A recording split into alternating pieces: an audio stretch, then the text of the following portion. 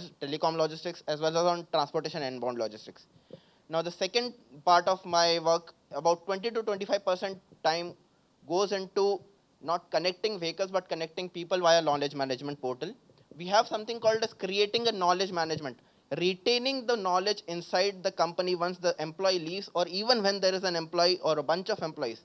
Let's say TVS Logistics is about 15,000 plus employees company, but a person A might have already solved the problem where what person B is struggling today. So how can I bring all this global knowledge to a single platform where each and every one individual can link with each other, if not via face to face, but on a single platform where I can find a solution of this problem that has already been solved.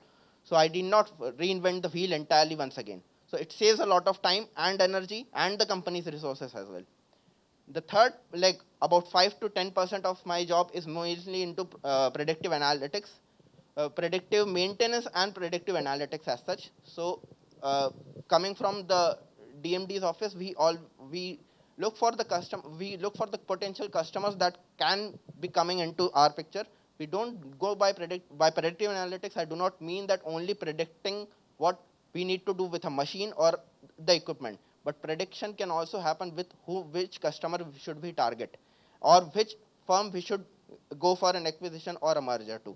So these are all the brief about me for my in current role as well as in the previous role. The best part of me coming from this role is all the three guys sitting here are my customers. So thank you for me.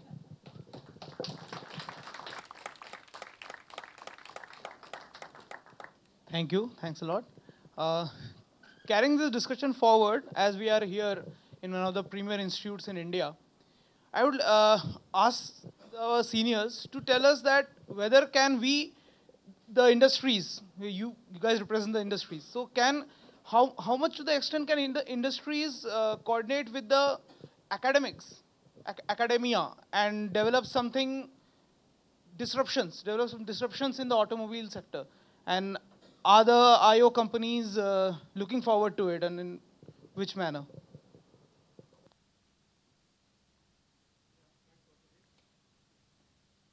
Once again, I think your question is very pertinent, because in Ashok Leyland, I can give you a point where we have a collaboration with IIT Madras, and in Technology Park, we have an office over there, and there's a team dedicatedly working for electric vehicles.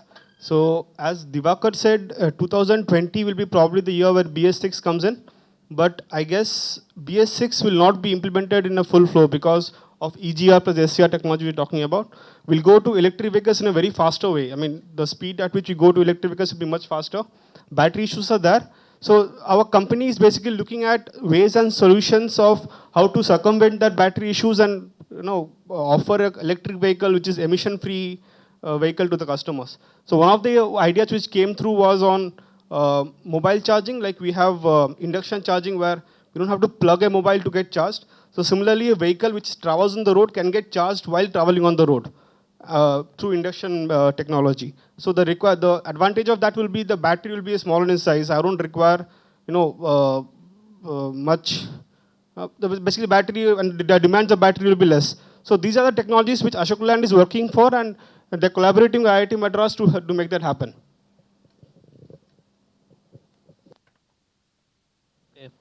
Right now, if you see Daimler, I don't know, most of the MNC companies actually don't have such collaboration as of now, because Ashok Leyland, if you see, they are kind of for a long time they are in India now, okay, but Daimler and all, it's quite a greenfield project, okay.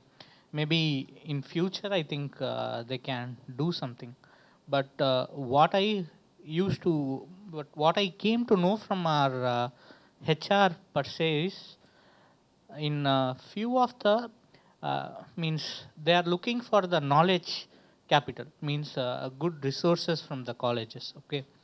How the students that they are recruiting from big schools, how they are performing, okay, whether they are up to mark or not. I think some sort of feedback has been discussed with institutions, is something that I heard from one of my HR colleague, okay. So that's the main reason. Means they are much interested into our course. Okay, that's why the recruitments are increasing year by year. From the batch 9, actually, Daimler has recruited eight people. Okay, so that tells. So right now, it's on continuous recruitments, but I don't know whether they have any plans for having a technological tie-up, but not in near future.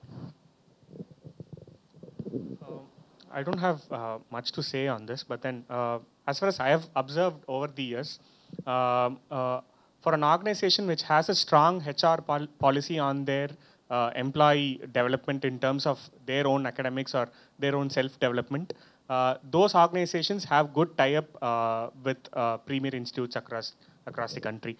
As far as Ford is concerned, they do have good tie-ups with management institutes specifically. Specifically with respect to technological developments, I see an automobile company needs a very well-planned or a big-phased developments. For those which require shorter amounts of duration for a small developments to occur, those kinds of things are getting being tied up with institutes in India. Say for example, all these connected cars and autonomous vehicles. I don't think so. It will be feasible for an automotive company to invest specifically into a institute and then work on, because those require well-phased developments, say for about a decade or so. So I don't think so. They'll have much of an investment into it for an institute to work on. That's my point.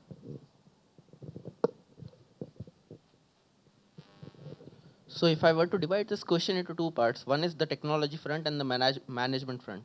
So there have been discussions about technology, as friends here have said, that colleges as well as the institutes and the companies have been collaborating over development of EVs and other technologies. But as coming from a management front, there are many distinguished professors in the boards of the companies now. Like for my company, I could say that Professor Tarun Khanna, the Harvard professor, is in the boards of the company.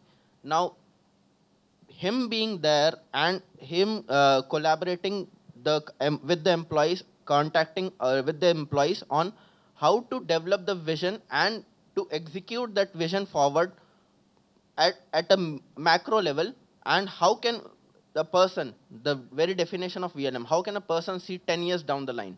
Even he can perceive that there is a symptoms of a change. That is what we talk about at that level. Now, if we were to collaborate with different management institutes and technological institutes, there's always one thing that mainly Indian companies have been lagging at.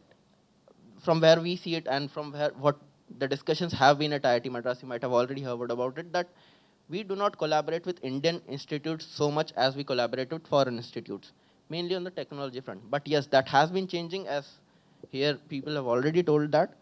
And on the management side, there have been always been respected professors who have helped the companies to achieve their goals. And what they see mainly, the companies see when they interact with the students as well as the professors of these major institutes is how can they benefit them in not only giving them a path towards executing it, but also a hint of how the final solution or how the final customer would feel after using your solution. So here there is a bit of difference, because institutes usually what they say is, this is our solution. But what companies might look for is how the customer also wants your solution, that is the institute's solutions to be. But yes, that has been rapidly changing, and there have been increasing collaborations from all the institutes, be it be management or be it by technology, from all the companies and with various institutes. Secondly, the employees of the company are being taught by different institutes of the company. A pool is being usually selected. Like for us, it is like Michigan Ross University pool of employees, the senior leadership, that is above VP level are being selected, and they undergo a process on how different challenges they need to handle. For them, the recent topic there might be a topic of design thinking, there might be a topic of strategy building or something like that. All those workshops go on. From their perspective, they always, in that front, they always look for one and only one thing, and that is knowledge being imparted from the distinguished professors to our existing employees. And these existing employees, or for that matter, you, the prospective employees of the same company, using that knowledge to fulfill what your desire or what the company's desire to find the final solution is. So that is where you come into picture. That's what. Thanks. Thank you. We are actually running a bit short of time, I guess. So we would like to wrap it up with a couple of questions. If anyone from the audience, if professors or anyone of my friends want to ask any questions to them.